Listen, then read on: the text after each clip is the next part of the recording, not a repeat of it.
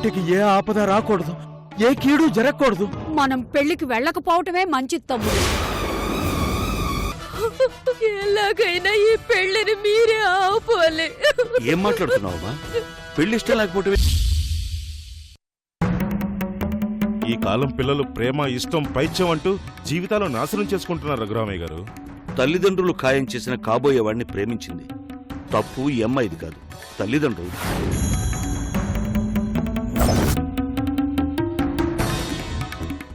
ఏ అమ్మాయి ఇష్టం లేని పెళ్లిని నచ్చని మనిషిని చేసుకోలేదండి. చేసుకున్నా మనస్ఫూర్తిగా కాపురం చెయ్యలేదు. అర్థం చేసుకోండి.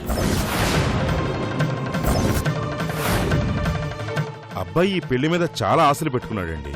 కానీ ఆశల కంటే ప్రాణాలు ముఖ్యం కదా వజ్రముని గారు.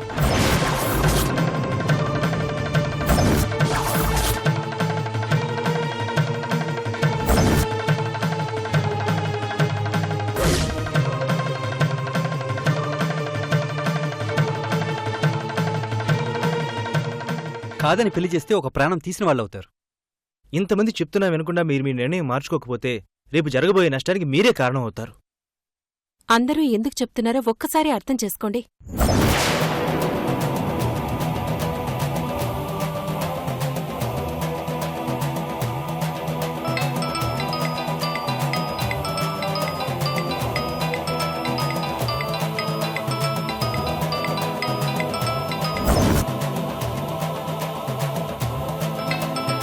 అబ్బాయేనా? నేను మాట్లాడతాను, ఇవ్వండి.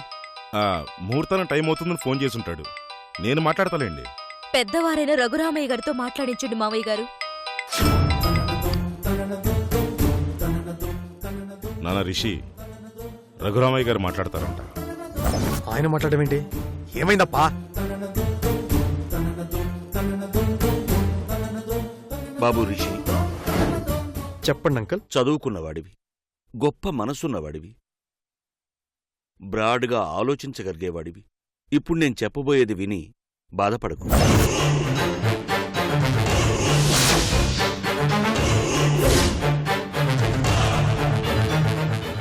ఏమైంది అంకల్? నీకు కాబోయే భార్య, అదే పెళ్లి కూతురు, నా ఎదురుగా ఉంది.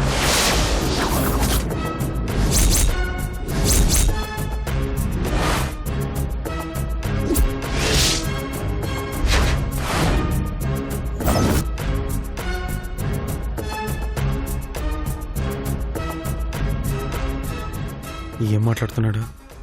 మెంట్లెక్కిందా ఏంటి? విన్నావా బాబు? విన్నాను అంకల్. అక్కడ ఉండటం ఏంటి? అమ్మాయి తల్లిదండ్రులకు భయపడి మీకో నిజం చెప్పకుండా దాచిపెట్టింది.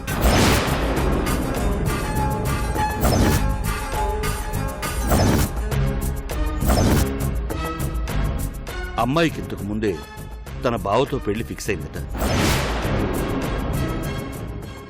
తల్లిదండ్రులు చేసిన చిన్న పొరపాటు వలన ఈ సంబంధం మీకు కుదిరింది. ఇప్పుడు ఆ అమ్మాయి నా దగ్గరికి వచ్చి ఈ పెళ్లి జరిగితే చచ్చిపోతానంటోంది.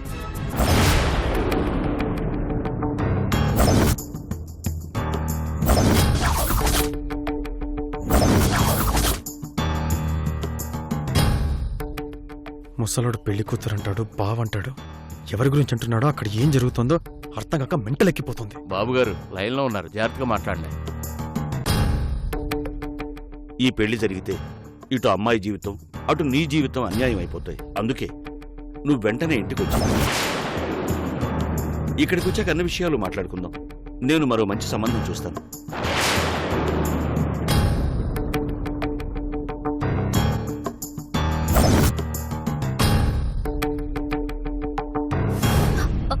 రఘురామయ్య గారు, ఒక్కసారి నేను మాట్లాడతానివ్వండి.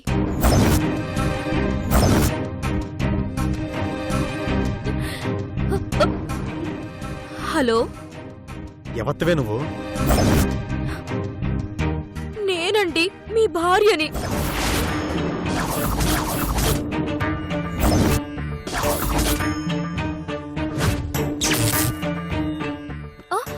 అదేనండి, మీ కాబోయే భార్యనండి. నా గొంతు గుర్తుపట్టారా? నువ్వు అక్కడికెందుకు వెళ్ళావే? మీరెంతో ఇష్టంగా, ఎంతో పద్ధతిగా, ప్లాన్డ్ గా చేసుకోవాలనుకున్న పెళ్లిని ఆపడానికి వచ్చానండి. నేను నిన్ను చంపి పారేస్తాను, ముక్కలు ముక్కల కింద నరికేస్తాను. మీ బాధ నాకు అర్థమైంది. దయచేసి నన్ను క్షమించండి.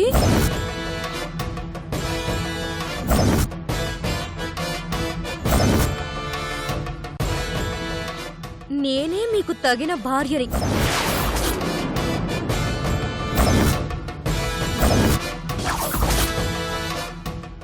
అని మీరు ఊహించుకుంటున్నారు. ఇప్పుడు నేను ఇలా చెప్పేసరికి మీరు చాలా డిసప్పాయింట్ అయింటారు.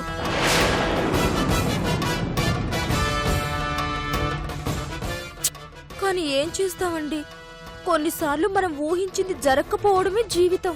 ఏయ్, నీ సంగతి చెప్తా. అలాగేనండి. ఏంటండి, మీ నాన్నగారికి ఇవ్వమంటారా? ఇదిగోండి ఇస్తున్నాను. మావయ్య గారు, ఆయన మీతో మాట్లాడతారంట.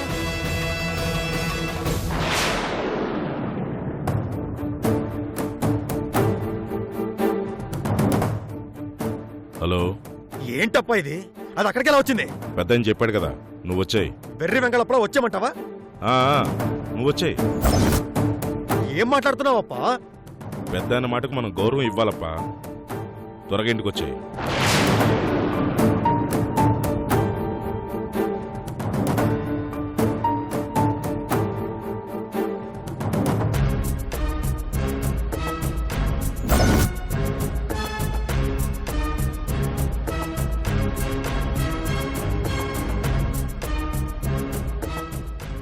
ఏదో అపశకునం జరిగిందని నేను అప్పుడే చెప్పాను, కానీ మీరు నా మాట వినలేదు. జరిగిందేదో మంచికే జరిగింది. పూజలో కూడా అపశకునం జరిగింది. పూజ అర్ధంతరంగా ఆగిపోయింది.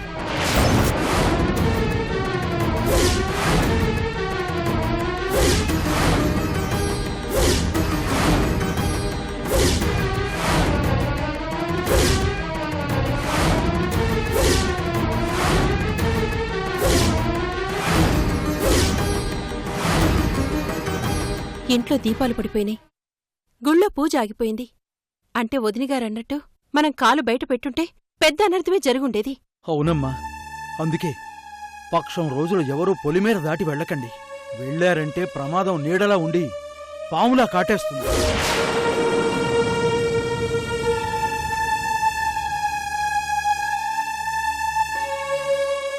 దయచేసి ఎవరూ నా మాటను పెడచెవిని పెట్టకండి. శాంతి పూజ అయిన తర్వాత దోషం తొలగుతుంది. అప్పుడు పొలిమేర దాటొచ్చు.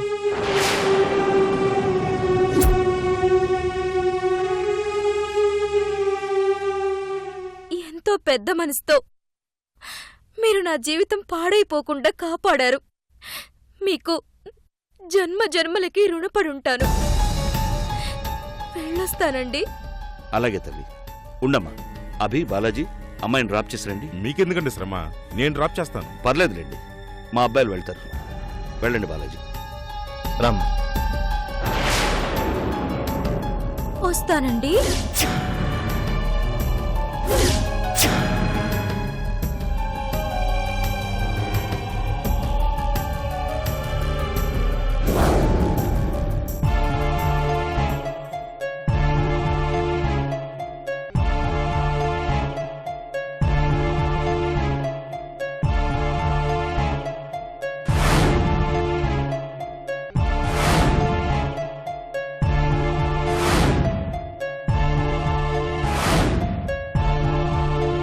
నా జీవితంలా నీ జీవితం అయిపోకుండా ఆ భగవంతుడు నిన్ను కాపాడాలి. వెళ్ళొస్తానండి.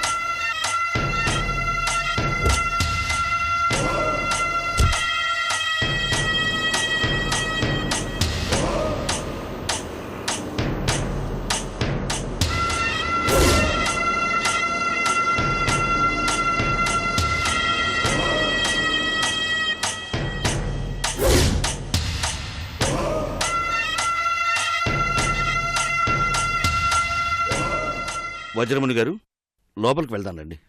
పర్లేదులేండి, మేము అవుట్ హౌస్కి వెళ్తాం. మీరేం బాధపడకండి, మీ అబ్బాయికి మంచి సంబంధం నేను చూస్తాను. చాలా సంతోషం. రాసేసి. పూజారి గారు మీరు వెళ్ళండి. అలాగేనండి. పదండి. ఇంట్లో నుంచి వెళ్ళిపోవడానికి ఇదే ఆఖరి రోజు అనుకుంటే ఎందుకు ఇలా చేసావు భగవంతుడా? నా పెళ్ళాం వచ్చి నా ప్లాన్ అంతా నాశనం చేసేసింది. దాన్ని వదలను, దానికి నరకం చూపిస్తాను. Shweta, I will not miss you.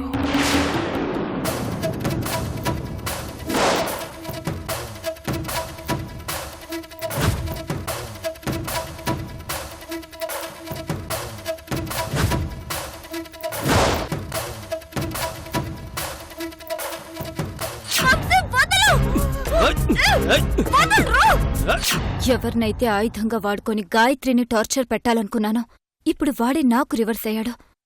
వంశీగాడు sudden గా ఎందుకు మారాడో? ఎవరు మార్చారు?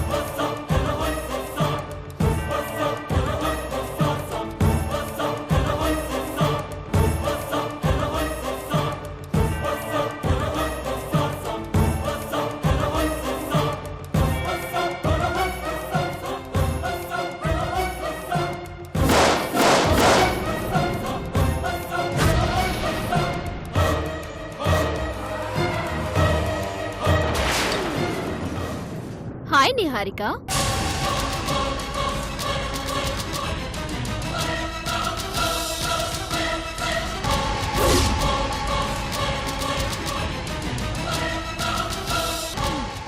ఇప్పుడు నీ బ్రెయిన్ నిమిషానికి 1,00,000 కిలోమీటర్ల వేగంతో పరిగెడుతుంది. ఆమె రైట్?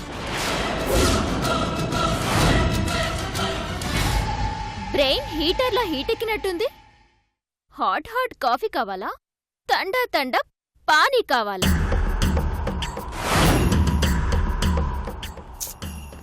చెప్పు నిహారిక, చాయిస్ ఈజ్ యువర్స్. ఏమక్కర్లేదు. నిహారిక, మనుషులకి ఆశలు కోరికలు సహజం. అయితే అవి మంచి ఆశలు మంచి కోరికలు అయ్యుండాలి. నీలా వంశీగాడ్ల దుర్మార్గపు కోరికలు అయ్యుండకూడదు.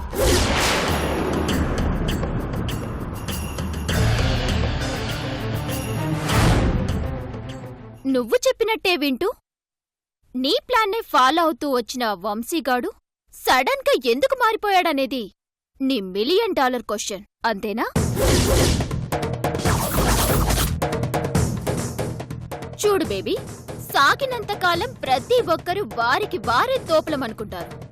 ఒక్కసారి జీవితం తల్లకిందులైతే మనకంటే తోపులింకా చాలా మందున్నారని తెలుసుకుంటారు.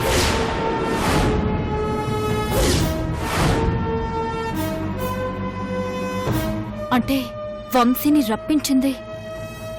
ఇలాంటివి నీకు చాలా తొందరగా కనెక్ట్ అవుతాయే. ఎస్, వంశీగాడిని రప్పించింది నేనే.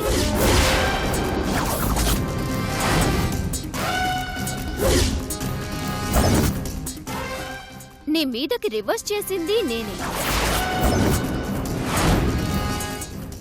నీ రూంలోకి వంశీ వచ్చాడన్నది నిజం. నీపై రేపటం చెయ్యబోయింది నిజం. నా భర్త నమ్మకపోయినా నేను నమ్ముతాను. ఎందుకంటే ప్లాన్ అంతా నాదే కదా. ఏం చెప్పావాడికి? నీ మాట ఎలా వినేశాడు? ఏం ఆశ చూపించా? నీ ప్లాన్స్ నీకుంటే నా ప్లాన్స్ నాకుంటాయి. నీలా నేను దిగజారిపోయిన పనులు ఎప్పటికీ చేయను. ఎలా ఉంది నా కౌంటర్ అటాక్? నువ్వు అస్సలు ఎక్స్పెక్ట్ చేయలేదు కదూ. ముళ్ళుని ముళ్ళుతోనే తీయాలి, వజ్రాన్ని వజ్రంతోనే కొయ్యాలి అంటారు కదా. అదే ఉపయోగించాను, సక్సెస్ అయ్యాను. వంశీగాడు లోపలే ఉన్న ఎందుకు కిరణ్కి చూపించలేదో తెలుసా? నీ బాస్ మాజీ ఉందే, అది బయటికి రావాలి. అప్పుడుంటుంది ఒక్కొక్కరి సంగతి.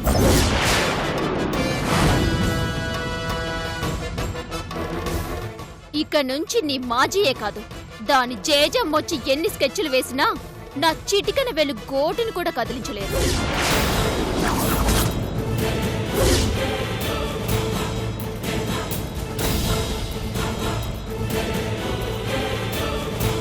నా ఆట మొదలైంది. ఫేస్ చేయడానికి ప్రతి క్షణం సిద్ధంగా ఉండు. ఈరోజు వంశీగాడు మళ్ళీ వస్తాడు. వాడొచ్చేసరికి కిరణ్ ని బయటకు తీసుకువెళ్ళిపోతాను.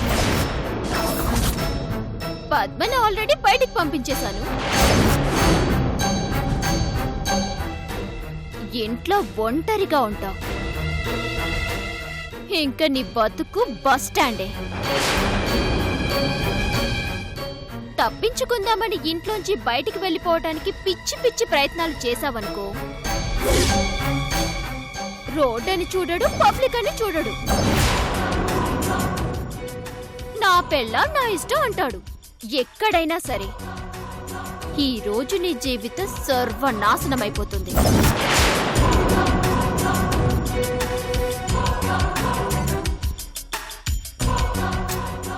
మాటల్లో పడి కాఫీ తాగడం మర్చిపోయాను. చల్లగా అయిపోయింది. ఏవండి, స్ట్రాంగ్ కాఫీ ఒకటి ఇస్తారా? ఏవండి ఏవండి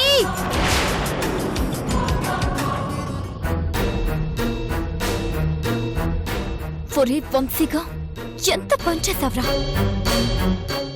నిన్ను తన వైపు తిప్పుకోవడానికి తప్పు చేసే మనిషి అయితే కాదు. డబ్బు కంటే నీకు గాయత్రే ముఖ్యం. మరింకేం చెప్పి నేను మాయిచ్చేసిందిరా? హలో, నేను కిరణ్ బయటికి వెళ్తున్నా. అది ఇంట్లోనే ఉంటుంది. నువ్వు వెంటనే వచ్చే. అలాగే గాయత్రి. ఎంత హింసించావే నన్ను! నా కిరణ్ కోసం నేను నా కుటుంబాన్ని వదిలేసొస్తే నా కిరణ్ ని నాకు దూరం చేయాలని చూస్తావా? నీ కౌంట్ డౌన్ స్టార్ట్ అయింది.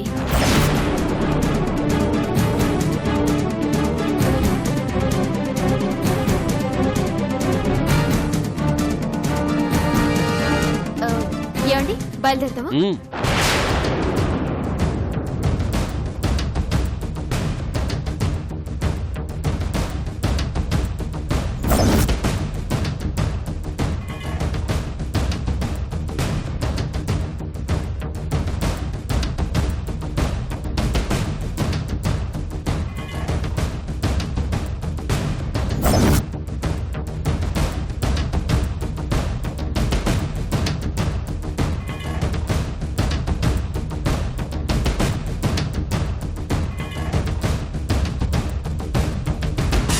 ఏంటి నిహారిక, ఉదయం నుంచి బయట బయట తిరుగుతున్నావు?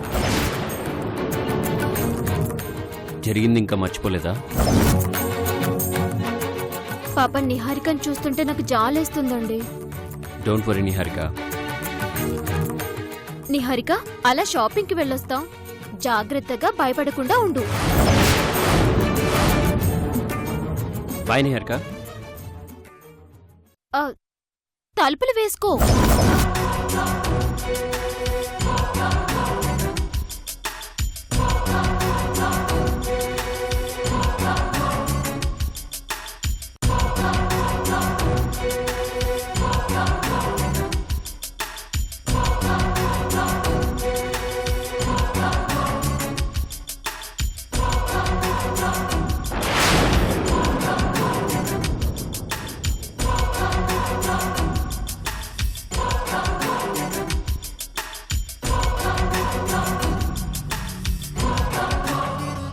కూర్చో.